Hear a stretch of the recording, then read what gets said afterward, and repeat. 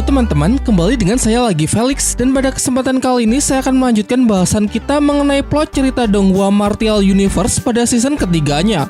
Upaya Lindong untuk terus meningkatkan kekuatan tempurnya masih berlanjut demi membuktikan bahwa ialah yang terkuat. Ia telah menyerap kekuatan sumber halilintar yang membuat kultivasinya naik satu tingkat dari ranah Yuan dan tingkat lanjut menjadi ranah penciptaan bentuk tingkat awal. Tapi bagi kalian yang masih bingung mengenai berbagai tingkatan level kekuatan di Donghua ini, penjelasannya sudah saya terangkan di bagian sebelumnya ya. Selanjutnya, Lindong juga telah berhasil menyempurnakan teknik baru yang disebut dengan transformasi kera naga iblis. Teknik ini memungkinkan Lindong untuk memasuki mode bertarung kera naga iblis yang dapat meningkatkan kekuatan dan kecepatannya secara signifikan. Terakhir, kita juga diperlihatkan mode ini yang dikombinasikan dengan teknik tubuh halilintar perunggu yang begitu hebatnya sampai-sampai dapat membuat kewalahan kultivator dengan tingkatan yang bahkan lebih tinggi dari Lindong. Selanjutnya, Lindong dalam perjalanan menuju kota Dauhang. Di sana terdapat monumen kuno Dauhang yang dikatakan menyimpan banyak harta karun termasuk simbol leluhur yang selama ini mereka cari. Namun seperti biasa, sebelum saya melanjutkan plot ceritanya, saya akan selalu memberikan peringatan spoiler warning bagi kalian yang belum dan ingin menyaksikan Donghuanya secara langsung, karena fix konten kali ini mengandung banyak spoiler. Dan baiklah, kalau kalian sudah siap, mari kita mulai.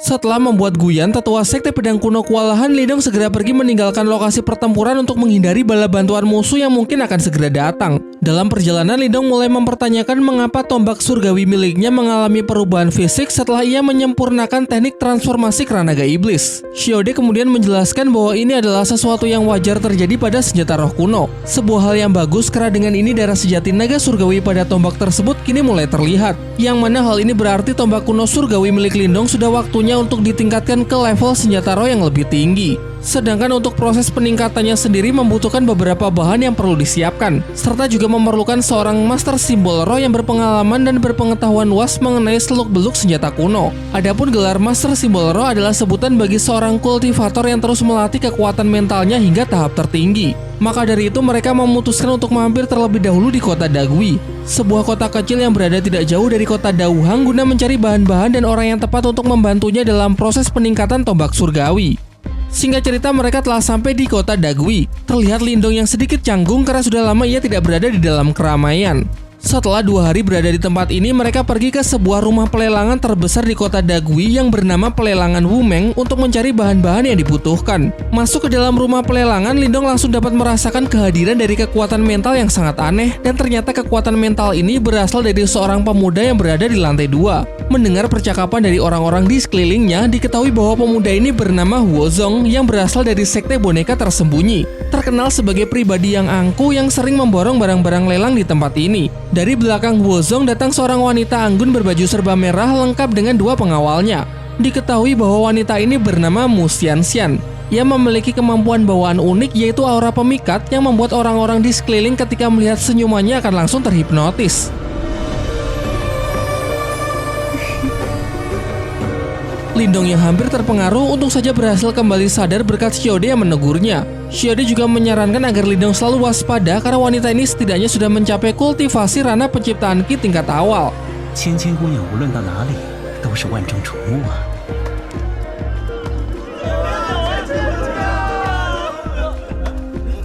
Huozong ini nampaknya menyukai Mu Xianxian. Terlihat dari percakapan mereka di mana Huozong mengatakan akan bersedia membantu Xianxian untuk mendapatkan barang lelang yang ia sukai. Acara pelelangan pun dimulai. Barang lelang pertama adalah hati emas sisik iblis dengan harga awal 5.000 pil Yuan murni. Shiode menyuruh Lindong untuk mengambilnya karena benda ini adalah salah satu bahan yang dibutuhkan dalam proses peningkatan tombak surgawi. Dan setelah terjadi perang harga yang cukup sengit, Lindong pun berhasil mendapatkannya di harga 20.000 pil Yuan murni. Acara lelang tersebut berlangsung hingga malam hari. Barang lelang kesekian adalah harta roh tingkat tinggi yang bernama Armor Bumi Misterius yang berhasil didapatkan oleh Huozong dengan harga jual 180.000 pil Yuan murni. Huozong ini memang tajir melintir ya. Untung saja ia tidak tertarik dengan barang-barang yang Lindong butuhkan sehingga tidak perlu sampai bersaing. Barang terakhir yang menjadi bonus pada acara lelang hari ini adalah sebuah benda yang disebut sebagai karpet misterius dengan harga awal 50.000 pil Yuan murni. Huozong yang nampak tertarik mulai melempar harga untuk mengambilnya. Sedangkan Lindong yang sebenarnya kurang tertarik berniat ingin segera pergi mengingat bahan-bahan yang dibutuhkan juga sudah lengkap. Namun Xiaode mencegahnya dan menyuruh Lindong untuk mengambil barang lelang tersebut karena firasatnya mengatakan kalau benda ini pasti menyimpan kekuatan tersembunyi. Hal ini membuat Lindong terpaksa harus bersaing harga melawan Huazong. Dan Huazong yang mulai merasa tertantang pun terus saja melempar harga tinggi. Sampai pada akhirnya Huazong lah yang mengalah sehingga Lindong berhasil mendapatkannya di harga 100.000 pil yuan murni. Angka yang terbilang tidak masuk akal untuk sebuah harta roh yang belum jelas apa kegunaannya. Selesai acara lelang, Lindong dihampiri oleh Mu Xianxian yang nampak tertarik dengan sosok Lindong. Lindong pun memperkenalkan dirinya juga menjelaskan kalau ia adalah seorang pengembara yang bukan berasal dari kota ini. Di tengah percakapan mereka, Huazong menyela untuk berpamitan dengan Mu Xianxian. Sebelum pergi, ia juga memberikan tatapan sinis kepada Lindong yang menandakan kalau ia tidak menyukai pemuda tersebut. Mu Xianxian yang menyadarinya kemudian memperingatkan Lindong agar lebih berhati-hati karena Huazong ini adalah orang yang cukup berbahaya. Pada keesokan harinya, Lindong mendatangi kediaman seorang master simbol roh yang dipanggil sebagai Master Cheng.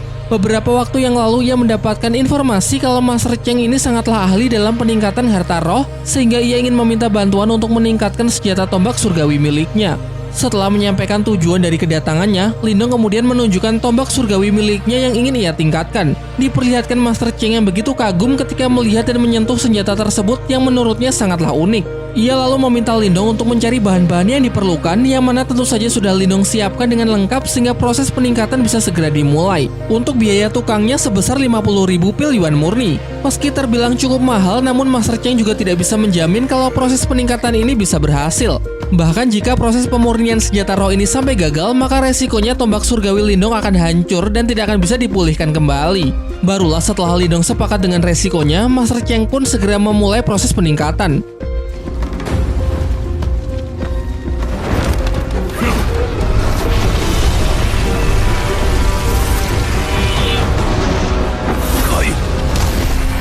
Tahap awal adalah melebur seluruh bahan ke dalam bola api berkekuatan mental agar bisa bersatu dengan tombak surgawi. Memanaskannya hingga suhu ekstrim sampai senjata kuno tersebut berevolusi menjadi senjata roh tingkat tinggi.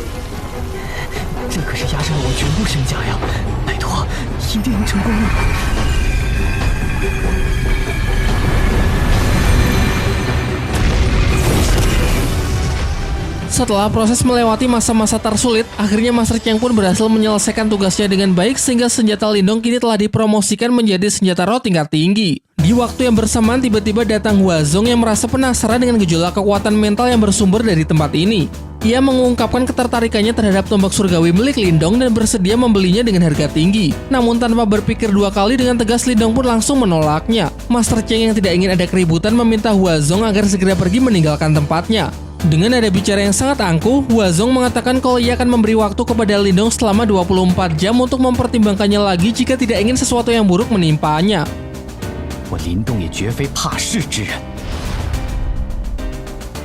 Huazong datang menemui ayahnya yang sedang menyempurnakan boneka simbol. Boneka simbol adalah salah satu senjata yang bisa membantu pemiliknya ketika bertempur.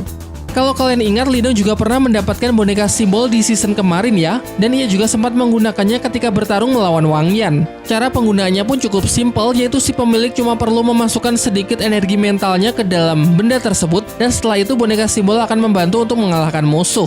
Diketahui ayah Huazong ini bernama Huagu yang juga merupakan pemimpin dari sekte boneka tersembunyi. Dan boneka simbol yang telah selesai ia sempurnakan ini khusus ia siapkan untuk Huazong sebagai bekal untuk memasuki monumen kuno Dauhang. Huagu kemudian menyuruh putranya untuk mencoba seberapa hebat boneka simbol tersebut. Dan seperti yang terlihat, nampaknya boneka simbol ini memang sangatlah kuat. Huagu juga menjelaskan kalau boneka simbol ini juga telah ia perkuat dengan kekuatan mentalnya, sehingga dengan perlindungan dari boneka simbol ini ia bisa tenang saat putranya tersebut pergi ke monumen kuno Dauhang. Di tengah percakapan mereka, bawahan Huazong yang diperintahkan untuk mengawasi Lindong datang untuk memberikan laporan. Berdasarkan pengamatannya, pemuda bernama Lindong seharian ini terus tinggal di penginapan dan sama sekali tidak pernah keluar kamar. Huazong lalu menyuruhnya untuk terus mengawasi Lindong mengingat waktu 1 hari yang ia berikan kepada pemuda tersebut belum berakhir. Sementara itu di penginapan, Lindong bersama Xiaode sedang mengamati karpet misterius yang ia dapat dari tempat pelelangan dengan harga yang begitu mahal. Sejauh ini mereka sama sekali belum menemukan apa kegunaannya. Biasanya harta roh akan merespon jika ada orang yang memasukkan energi ke dalamnya, namun Lindong sudah berulang kali mencoba memasukkan energi yuan maupun energi mental miliknya, tetap saja tidak terjadi apa-apa. Lindong pun menyalahkan Xiaode karena sudah menjerumuskannya untuk membeli barang yang tidak berguna dengan harga yang sangat mahal. Tidak lama setelah perdebatan mereka, secara tidak sengaja Lindong mengeluarkan energi Yuan di tangan kiri dan energi mental di tangan kanan. Terlihat karpet misterius pun langsung meresponnya karena ternyata untuk membuka benda tersebut haruslah menggunakan energi mental dan energi Yuan secara bersamaan.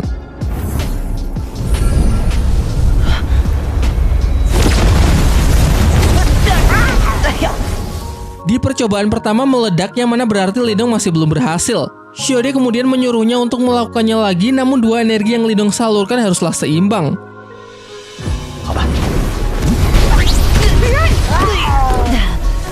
Berulang kali Lindong mencoba dan terus mengalami kegagalan karena sulitnya menyeimbangkan dua energi yang dikeluarkan sekaligus. Sampai di pagi hari, akhirnya Lindong berhasil menyeimbangkan energi Yuan dan energi mental untuk mengungkap rahasia di balik karpet misterius tersebut.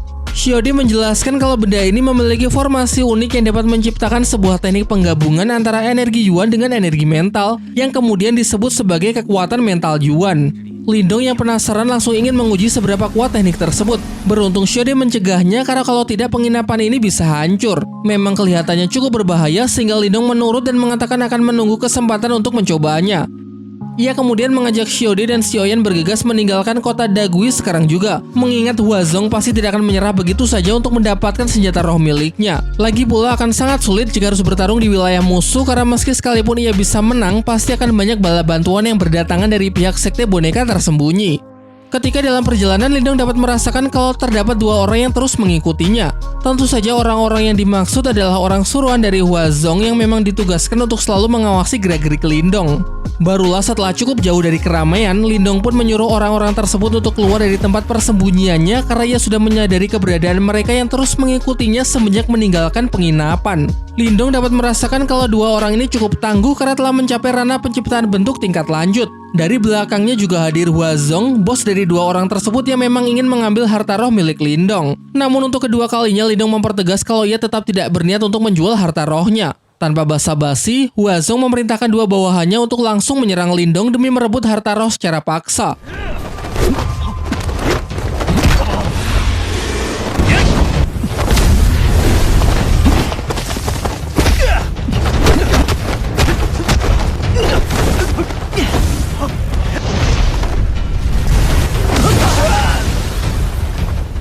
Pertarungan singkat mereka jelas berhasil Lindong menangkan dengan mudah. Sampai akhirnya Huazong sendirilah yang turun tangan secara langsung untuk melawan Lindong dengan kekuatan mental.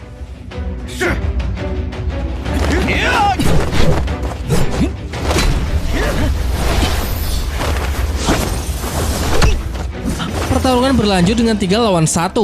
Meski jelas tidak adil, namun nyatanya Lindong berhasil mengimbangi mereka.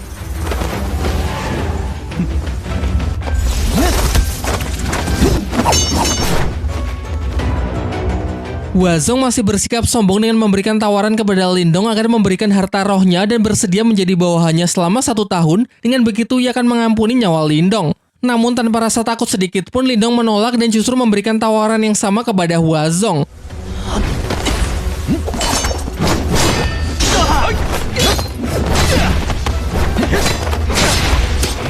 Pertarungan di wilayah musuh serta harus berhadapan 3 lawan 1 jelas sama sekali tidak menguntungkan. Oleh sebab itu Lindong menciptakan sebuah ledakan sebagai pengalihan agar ia bisa melarikan diri. Dengan menaiki Xiaoyan, Lindong sampai di daerah gurun pasir. Namun ia tetap bisa merasakan kalau Huazong masih berusaha mengejarnya. Tentu akan sangat sulit jika bertarung melawan mereka bertiga sekaligus. Maka dari itu Lindong meminta agar Xiaoyan pergi ke arah yang berlawanan dengan membawa sedikit auranya agar dapat membingungkan Huazong beserta bawahannya. Namun ia mengingatkan Xiaoyan cukup pancing pergi saja dan tidak perlu sampai bertarung melawan musuh. Sesuai rencana, Huazong yang menyusul dapat merasakan aura Lindong yang berada di 2 arah yang berbeda. Untuk itu ia memerintahkan 2 bawahannya agar pergi ke salah satu arah sementara ia akan menuju arah yang satunya.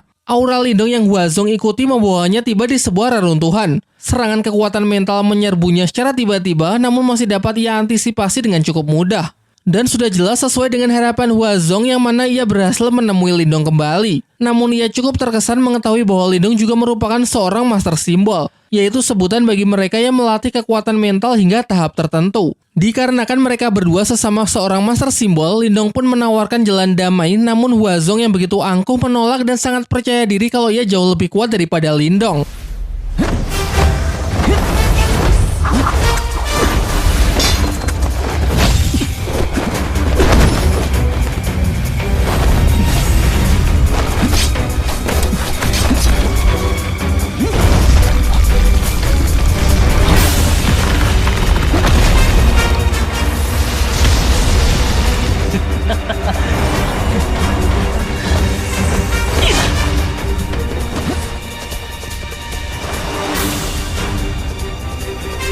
Huazong bahkan juga mengeluarkan boneka simbol pemberian ayahnya, serta memperlihatkan simbol di dahinya yang menandakan kalau ia adalah seorang master simbol yang telah mencapai tingkat cukup tinggi yang disebut master simbol roh.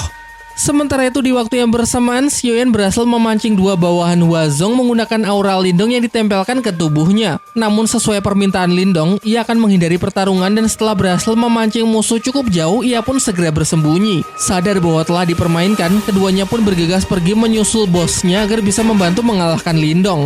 Kembali ke lokasi pertempuran Lindong, yang mana ia digempur habis-habisan oleh Huazong yang mempunyai segudang senjata roh. Xiaode pun mengingatkan Lindong agar tetap berhati-hati mengingat lawannya adalah seorang master simbol roh, ditambah lagi juga dipersenjatai dengan boneka simbol.